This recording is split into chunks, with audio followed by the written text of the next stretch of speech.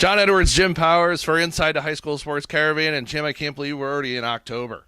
October and week 7. I mean, there's only 3 weeks of the regular season left here in Missouri, 4 weeks left over on the Ill side, and it's gone quick. And there's been some great football, some great, performances. But, yeah, it's hard to believe it's, beginning of October, and we're already in the home stretch of the regular season. Last week, the Caravan was over at Melville High School. Huddles for Heroes game, Jim, and talk about the tremendous support last week. Yeah, it was awesome. You get two communities coming together to really honor the folks that fight for us on a daily basis. And it was just a tremendous atmosphere, packed house. Fox comes out on top in running the ball like we talked about last week. But the bottom line is, win or loss, everybody's a winner in this one. They did a phenomenal job in honoring the military, and it's great that we can be involved in stuff like that. This week, the Caravan will be at Francis Howell. Yes, once again, the High School Sports Caravan will get Francis Howell, and they take on Howell Central. Last night, I was able to check out social media. They've already pre-sold over 300 tickets for the game tomorrow. It's their backyard rival game. Everybody talks about the Zumwalt West rivalry, but really when you talk about it, it's the Battle of Howell. It's Howell Central coming over, and it's homecoming. It's going to be a packed house, and we're so thankful for Sean Irwin and his staff to allow us the curveball that we got thrown earlier in the week with our coverage. But it's going to be a good game. I mean, Howell is still defensively one of the best teams in the state. Offensively, still trying to find their way a little bit. And Howell Central, their record may not show it, but they've improved. They've really done a nice job in showing improvement throughout the year, and I think that's what they want to see. So, Howell should win. But once again, rivalry game, homecoming, throw everything out the window. It's going to be an interesting ball game. District rankings out again this week. One of the teams I want to talk about is one of the schools we never ever talk about, and that's Gateway STEM. They're top of their district. That's not surprising. They're very good in the PHL, but here's the problem. Me and you have talked about it for many years now, and I've kind of been vocal about it. They just don't step up to the plate in their non-conference schedule. I mean, they've got to play the PHL schools. I get it. I understand.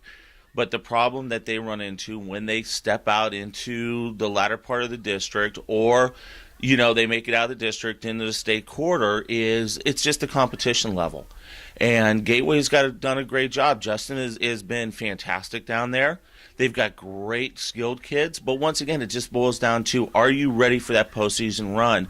And the PHL schools, and it's across the board. It's just not Gateway. It's across the board. They always get to that quarterfinal, and they just run into somebody that's been battle-tested all year long. One of those other schools that we'll talk about. Last week, it was a battle of undefeateds, and that was Rockwood Summit and Kirkwood. Rockwood Summit's still atop of their district. Summit should be, and Summit's going to make a deep run. In fact, this is the respect factor that was given to Summit. They actually moved up in the poll this week, in Class 5 in the state poll, and it's well-deserved. They had Kirkwood in the first half on the ropes. 2 drives inside the 5, 1 down to the 1. Kirkwood's defense just pinned their ears back and got after it. But Summit is a very, very good team, and they're going to get tested this week over at Pattonville. If they can get over that hump, I think they're going to make a real strong push towards the end of the season. They're still finishing the top of their district. I really like them. I like Chaminade making a deep run. I like Zumwalt. Class 5 this year is going to get back to where it was a couple years ago, and it's going to be real fun to watch how that shakes out over the next couple weeks. Some friends that we have over at DeSmet High School, it's been a tough year for them, and it's been a tough couple of years.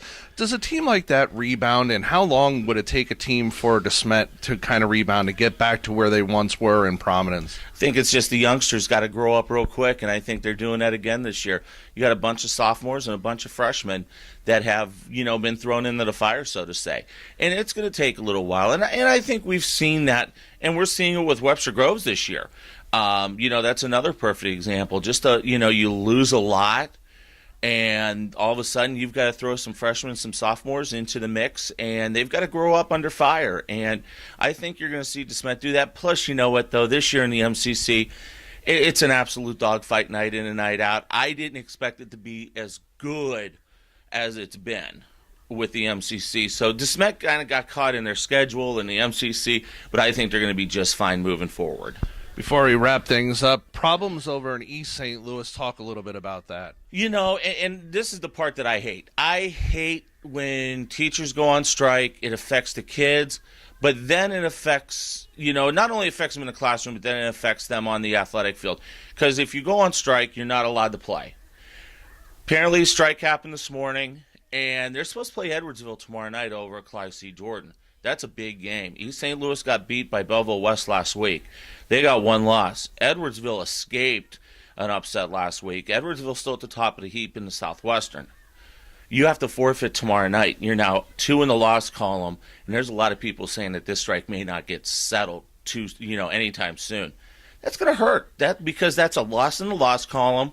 That hurts you going in the playoffs, and it makes things very difficult. So I hope that they get this thing settled, not just for the athletic side of things. It's the kids missing classes. And, I get it. I understand the grand scheme of things. But, once again, you got to get this stuff settled in the summer. Don't let it drag into the school year. And especially don't take it out on the kids. And I think that's what's happening right now on both sides of the fence. Early into October, a lot of things going on. The usual suspects across the state at the top of the heap. That'll wrap things up for Inside the High School Sports Caravan this week. For all the high school information that you want, go to highschoolsportscaravan.com. For Jim Powers, John Edwards, we'll see you around on the ball field.